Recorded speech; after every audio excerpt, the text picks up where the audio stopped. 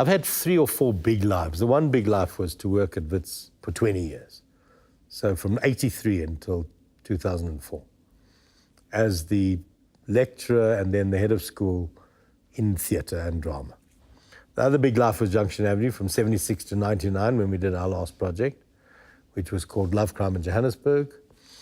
The other big life was the Market Theatre, 9 years as an artistic director, and I think that's enough big lives. But yeah, there are 3 big lives, I mean, all overlapping in some way. So, Market Theatre. Artistic director. Right. So it goes like this. I'm quietly thinking about early retirement at Wits. It's 2004. I've done a huge innings. 20 years is enough. And I'm thinking, oh, well, what can I do? Had some fun, worked with NYU, etc. But a British consultant was occupying space at Wits in the business unit, or the arts and business unit. And he started wanting to interview me. Why? Because he was a consultant for the Market Theatre, which at that stage was in fair disarray. They were in real crisis. Manny had left in 1990. Barney had died in 1995, I think. My maths is right. Yeah. And then John Carney had taken over and was both artistic and CEO, which is always very complicated. So this guy wanted to know, how would the Market Theatre be saved? And the first obvious point is it can't rely on box office to keep going. If it doesn't become a subsidized theatre, it hasn't got a hope. And all credit to John Carney. He was the one who made it become one of the cultural centres for the state, the new state. So I told him everything that I thought was wrong with the Market Theatre at that stage, and everything wrong with the thinking and all what it needed. And he talked to me for weeks, and was obviously talking to a lot of people in the town. And then he came to me one day and said, well, why don't you apply for the job? I said, are you crazy? I'm almost that stage, heading for 60 or something. I'm a white male, over 50, that's how I used to put it. I'm a white male over 50, taking on the most important cultural institution in Johannesburg and probably in South Africa and probably on the continent. And you're telling me I must apply. I said, well, the worst that can happen is you can be a stalking horse. And I consulted a few of my friends and I said, okay, I'll apply.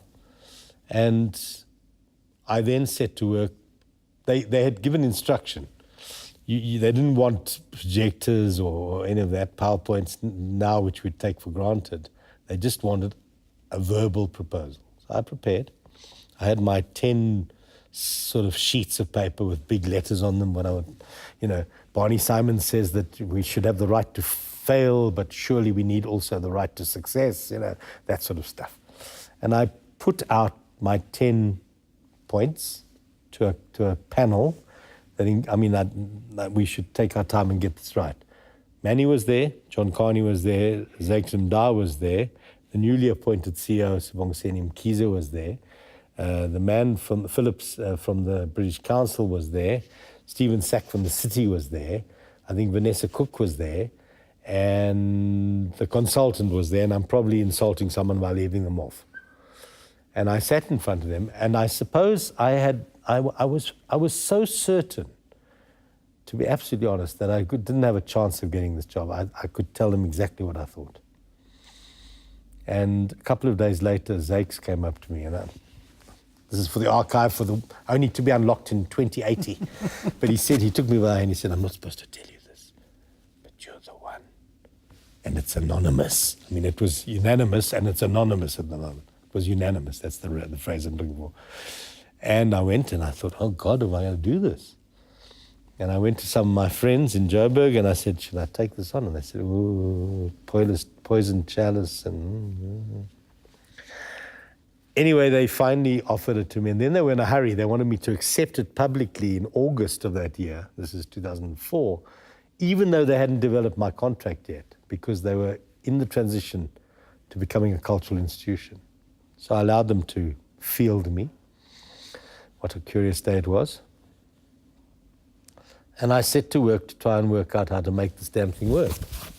And I had a whole lot of different ideas that I developed, and we can slowly unpack them. But What were their faults that needed to be corrected? well, first of all, no audience. Okay, I mean they really had no audience. So they were choosing the wrong plays. Well, so the usual story is like you have to know your target market. You have to choose plays that are compelling, lively, tumble towards you, to quote Peter Brooks, with ideas and feelings and then you have to make sure. I went in with okay, you're unlocking my thinking and my memory. I went in with a three-pronged strategy. The first point was to make plays that are so compelling no one can avoid them. Or stage plays, like not make them, but make them and stage them, whatever. The second point is to make sure people know about them.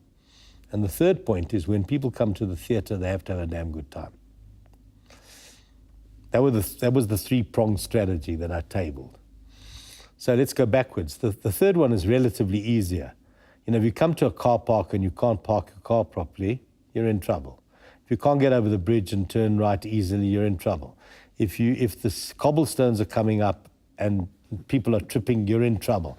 If the lighting is not working. So Sibongiseni and I went around and we just looked at everything and we got a list as long as your arm to fix in the area so that when people did come to the venue, they would have a good time. So it was about light and about parking and about walking and about toilets and about seats and about...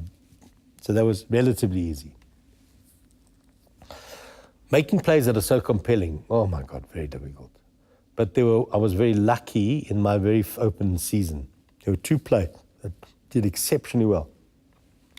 I managed to convince Mike van Graan to convince Bernard J. at the Civic that it was the wrong place to stage Green Man Flashing. And it really belonged at the Market Theatre, and I wanted it to be my opening production. And this was in August 2004, preparing for January or February of 2005. And in the end, they agreed, and Bernard J. ceded the rights to us, and we put it on. You know, it's an extraordinary play about ANC and betrayal and rape and women and gang, you know, just Mike van Graan at his best. And we got it. And there was a lovely production that happened to have seen it in the laboratory in a kind of tryout. And then Dawn Lindbergh said to me, phoned me up and said, you've got to go to Pretoria and you've got to see cards. And I went to Pretoria and I looked at cards and I thought, oh my God, what am I going to do with this? Paul Grootboom is also at one of, you know, among his best, wild, impossible, perverse, you know, set in a brothel in Hillbrow, Nigerian gangsters selling drugs, judges coming to have sex with 14-year-olds, naked men and women. But perfect formula. But there's something inside it. See, this is the point. This is how I defend myself and it. It's much more than that. That's what makes it special, and that's what makes it Paul Grootboom. And there's something underneath all that makes it, in my view, a serious play. And I wanted to make serious plays. I want to put on serious plays, and I make a distinction between serious and solemn. It's a very interesting distinction for me. Because if plays are serious, and they're compelling, and they've got humor, and they tumble towards you, to quote Peter Brook, with all the ideas and thinking and feeling, you're on your way to winning. And both of those plays played to, you know, like 70%, and in case of cards, 100%, 80, 90, 100%. We had people coming in before and saying, where's the strip show play? You know, that sort of thing. But the point was that we had this massive audience back at the Market within a beat because of those two productions. And then that allowed me a little bit of breathing time to decide, you know, when we got to something like Death of the Colonialist, which had a history teacher at its heart, you know, teaching Xhosa history in a school in Grahamstown, and actually perhaps abusing Xhosa culture or just naming it. It took me a long time to decide to say yes, because I was being told by some of my colleagues it's racist. And again, I like to make a distinction between a play about race versus a racist play. And that's a fine distinction. An important one. And in the back of my head, I have Fugard saying, if I want to censor, I think I'm onto something good. So, you know, I've got all these little bits of information floating around my head. My shadow's on my face now. And I was trying to put them to work, including Dedicated to Imperfection. Because if you try to find the perfect play, you'll never find it. Just enlarge on that, dedicated to... Well, I had this mantra along with I used to sort of metaphorically write on my forehead, dedicated to imperfection. Look in the mirror and remind myself I was allowed to fail, that plays could be imperfect, as long as they had elements of this compelling nature. Because too many people want the perfect play, or if they see a play they don't like, they say, why are you choosing that? It's so terrible. And so, come on, there's an audience out there who actually want to hear that or see that. I had another one, which I'm less committed to now, dedicated to loss. Because I had to train our chartered accountant, finance director, that this is a subsidy necessary activity, and my new CEO, and they've never been exposed to any of this. People who look at full houses and theatres, they think, well, they must be making tons of money, like they do in Broadway. So dedicated to loss. And they're not making money. They're not making money. They need to be subsidized. So for 9 years, I was putting on between 20 and 30 pieces of work a year. So even on... And was that a creative satisfaction to you? Because you weren't directing yourself. In retrospect, I think, should I have directed more? Should I have cherry-picked? And I didn't feel that I could or wanted to. I mean, I could have done all Mike van Gaan's plays, for example, but I gave them to other people to do. But also in 2008, my beloved died. And so in the middle of my time at the market, I had to deal with grief and crisis. And so in a way, I think that if that hadn't have happened, I probably would have started directing more in the latter half of my reign. Well, at the end of my second term of the Market Theatre, just before it was finishing, I was wondering what to do. And in retrospect, we can talk about what were the other options, but AFTA headhunted me and offered me the post of the newly established idea of a dean, which effectively is a general manager of a campus. And that's what I've been doing for 3.5 years, since I left the market. And clearly enjoying it. Mixedly. I'm too high up in the institution, getting paid too well and too far away from the creative projects, and I don't really want to teach anymore anyway, at least not at that level. But I must say, every time I think, what the hell am I doing? I look at the projects, and they make fantastic projects. Just gone through their film festival, just had about 60 projects, including 10 music theatre performances where students write their own, basically, album, and then they perform it, and they have to get their own band and put it all up, the whole thing. They're remarkable talents. The mere fact that you have gone into AFTA, have you moved away from theatre? Do you think theatre's dead in South Africa? There are no audiences? I've had some tough experiences lately, but the Market Theatre seems to be on the rise again. And obviously, I don't know if you know, but we did Sophiatown this year in April, and it played to absolutely packed houses. In our last week, we played 9 performances, and we broke all box office records. Why? Because it is now a national set work for grade 11. But it also still plays for an audience who, still very moving and very funny and very telling. It's a whole new generation want to learn about our strange history and what goes on. And I'm about to do it again next year. But I don't like doing plays if there are no audiences. It's difficult for me. So you asked me about Pawe, and it reminded me that when I went to Britain, thinking I was going to live there, like going home to my house, my parents' place, which was deeply embedded in me somewhere. A couple of things happened. One was being told, named as a South African in many ways, wherever I went, making me think, well, what does that mean? And then 2, I applied for a job as a tour manager for an experimental company. And it was the idea was that we were going to go on the continent in the summer and perform and play, and I was going to be the general manager or whatever. And I was number 2 in line, and I didn't get the job. And if I had got that job, I might never have come home. So in the end, I ended up working in Selfridge's basement. It was absolutely revelatory because I knew I was never going to be there forever, but everybody around me were laborers who were probably going to be there forever. And when I did come home, I made this little mantra for myself again, which slightly embarrassing again because of all these ways of thinking about things. But I said, I used to say to myself and to people, I'm neither African nor European. I'm both. So the neither and the both is what's interesting, and that tension always I'm interested in. So when I did come back, I decided that I had to commit to the South African project properly, in my head somewhere secret and dark. And so that meant that I wasn't going to apologize for who I am. I'm here, I'm born here, I understand some of what's going on, and I will do whatever it feels right to do. So when there was obvious that the old white union for theatre people and actors just was nonsense and couldn't work, and I was working with a lot of black actors, and they said, we've got to have a union, I was one of the founders of Pawe.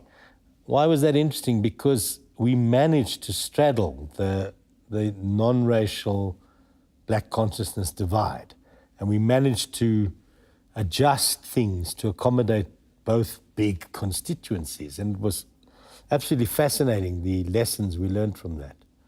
And, that's where Maish was also involved, and John Carney was involved, and Romulo Macheni were involved. And I remember we once sat at a big meeting because we were Pawe was trying to block Les Miserables from coming en masse with its company. And I remember the correspondence that we had engaged with Peter Turin, and Carol Steinberg was one of the key lawyer figures, although she wasn't yet a lawyer. And we read the entire correspondence out, and it was so obviously reasonable. If you do bring the company out, we need to have some training, and you have to put directors' assistants in place, and you have to put some money in a scholarship. It was all extremely carefully structured, and our constituency who were very militantly against us at that point understood that we were trying to serve the big picture. And I think that's all I was interested in always, the big picture. How do we straddle the complications, the tensions, the difficulties, the perversity of it all? I think what we couldn't predict That's a lot of committees and a lot of No, I did a lot of this. angry I did a lot of this. talking. I did a lot of this. Oh my God, I've served my time. But one thing we never predicted, we did not understand that at least half of the ANC were struggling to get access to the commanding heights of capital. We thought they wanted a proper social revolution. We never understood that. And we also didn't understand how Mandela would be released. We used to sit and debate. Well, what are they going to do? They're going to release him and then send him to Botswana. He's just going to walk back over the border. What we couldn't understand was the sophistication of the argument around he will be released into a legalized situation. MK would be unbanned, Communist Party would be unbanned, PAC would be unbanned, ANC would be unbanned. We couldn't think at that level of sophistication. It was quite shocking to find all of that out. It was terribly shocking to find out that we'd been negotiating for 7 or 8 years, actually, secretly. And also, I think, I like to say, and in my provocative way, we were so thankful for a few things. We were thankful for P.W. Botha's stroke. We were so thankful for the fall of the wall. And we were thankful that both Mandela and de Klerk were lawyers. That's how we came through. They shared some peculiar attitude to law, even if one law was to serve whites only, and the other law was to serve the whole world, the whole continent, the whole country. And I like that sort of thinking. But they spoke a language they understood. They sort of understood each other, even though they were miles apart, another level.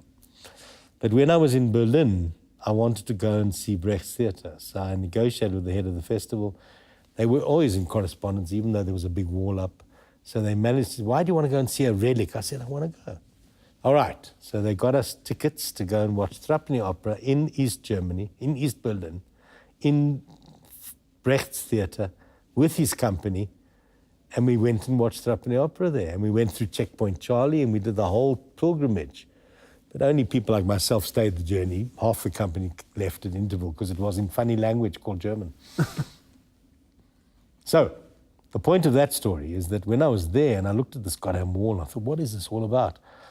I was also innocent enough to think that the wall would only fall when socialism moved west. Did not understand that the wall would fall when the Soviet Union collapsed and capitalism moved east. Malcolm, if a young student wanted to join theatre, would you tell him to not? Would I tell him that it's a difficult profession? I'd tell him it's a difficult profession. Would I tell them that they can't make a living if they want to do stage theatre only? I'd say it's very difficult to make a living if you do stage theatre only. But if you do television, you can become a big star and get paid well. If you do a mix of television, stage theatre, corporate theatre, voiceovers, you can have a perfectly honourable career.